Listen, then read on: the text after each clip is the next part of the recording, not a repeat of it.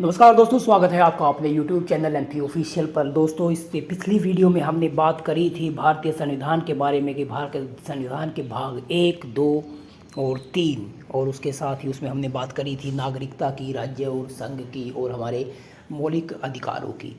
तो मौलिक अधिकारों में हमने अनुच्छेद 28 तक हमने कर लिया है दोस्तों। तो इस वीडियो में हम 29 से शुरू करेंगे, संस्कृति और शिक्षा का अधिकार। दोस्तों, अनुच्छेद 29 में अल्पसंख्यक वर्गों के हितों का संरक्षण किया गया है और अनुच्छेद 30 में शिक्षा संस्थाओं की स्थापना और प्रशासन करने का अल्पसंख्यक वर्गों का अधिकार। अनुच्छेद 31 क में संपदाओं आदि के अर्जन के लिए उपबंध करने वाली विधियों की व्यावृत्ति है और अनुच्छेद 31 ख में कुछ अधिनियमों और विनियमों का विधि मान्यकरण किया गया है। दोस्तों, अनुच्छेद 31 ग में कुछ निदेशक तत्वों को प्रभाव करने वाली विधियों की व्यावृत्ति दी गई है। अभी दोस्तों बात करते हैं संवैधानिक उपचारों के अधिकार की, जिसमें दिया अनुच्छेद 32 अधिकारों को परिवर्तित कराने के लिए उपचार है लागू कराने के लिए, और अनुच्छेद 33 में इस भाग द्वारा प्रदत्त अधिकारों का बलों आदि को लागू होने में उपांतरण करने की संसद की शक्ति दी गई है।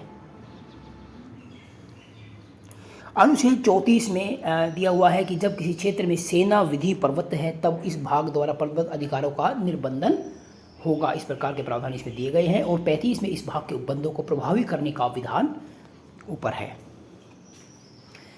भाग 4 में राज्य नीति के निदेशक तत्व दिए गए हैं। दोस्तों, राज्य नीति के निदेशक तत्वों का जो संविधान में जो सम्मिलित किया गया है उसका एक ही उद्देश्य रहा है कि लोगों को सामाजिक और आर्थिक स्वतंत्रता प्रदान करना और राज्य कल्याणकारी राज्य की स्थापना की तरफ एक कदम रहा है कि जो राज्य के कुछ निर्देश तत्व दिए गए हैं, जिसमें कि राज्य का ये कर्तव्य बनता है कि वो इस प्रकार का वातावरण, इस प्रकार की सुविधाएं लोगों को प्रदान करे ताकि वो अपना आर्थिक और सामाजिक सुरक्षा प्राप्त कर सके, जीवन यापन कर सके। तो दोस्तों, इसमें अनुच्छेद 36 में इसकी राज्य निदेशक तत्वों की डायरेक्टरी प्रिंसिपल्स की परिभाषा दी गई है और अनुच्छेद 37 में इस भाग में अंतर्विष्ट तत्वों का लागू होना किस प्रकार से लागू होगा ये सब दिया गया है।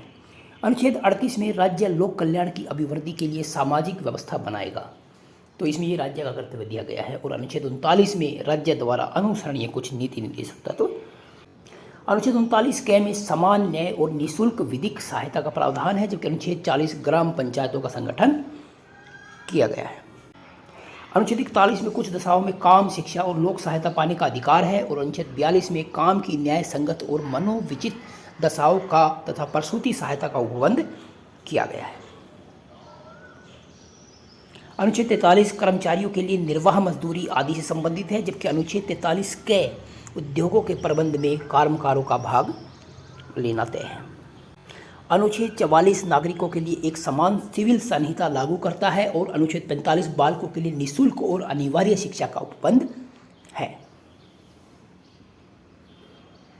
अनुच्छेद 46 अनुसूचित जाति, अनुसूचित जनजाति तथा अन्य दुर्बल वर्गों की शिक्षा और अर्थ संबंधी हितों की अभिवृद्धि है और अनुच्छेद 47 में पोषाहार स्तर और जीवन स्तर को ऊंचा करने तथा लोक स्वास्थ्य को सुधार करने का राज्य का कर्तव्य है। अनुच्छेद 48 कृषि और पशुपालन संगठन से संबंधित है, जबकि अनुच्छेद 48 के पर्यावरण, वन और वन्य जीवों की रक्षा से संबंधित है। अनुच्छेद 49 राष्ट्रीय स्मारक संस्थानों और वस्तुओं का संरक्षण है, जबकि अनुच्छेद 50 में कार्यपालिका से न्यायपालिका का पृथक्करण दिया गया है। और अनुच्छेद 51 अंतर्राष्ट्रीय शांति और सुरक्षा से संबंधित है। तो दोस्तों, आज हम यहीं तक हम बात करेंगे। इसके बाद अगली वीडियो में हम बात करेंगे मौलिक जो हमारे मूल कर्तव्य है उनके बारे में हम बात करेंगे और संघ, राज्य, कार्यपालिका, राष्ट्रपति, उपराष्ट्रपति संबंधित प्रावधानों का भी के बारे में भी बात करेंगे। तो दोस्तों, अगली वीडियो में मिलेंगे। आपको वीडियो अच्छी लगी है तो वीडियो को लाइक कीजिए, शेयर कीजिए और चैनल को सब्सक्राइब कीजिए। Thank you.